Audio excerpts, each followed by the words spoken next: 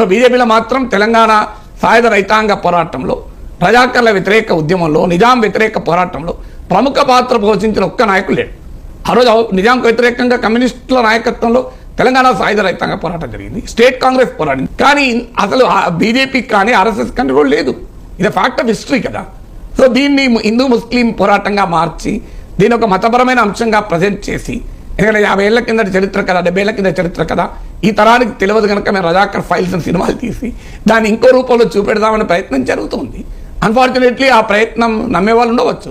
కానీ నల్లగొండ తెలంగాణ గ్రామాలకు వెళ్ళండి, తెలంగాణలో మీరు చెట్టును అడిగినా, పుట్టను అడిగినా, ఆకును అడిగినా, పిట్టను అడిగినా చెప్తుంది ఈ కథ.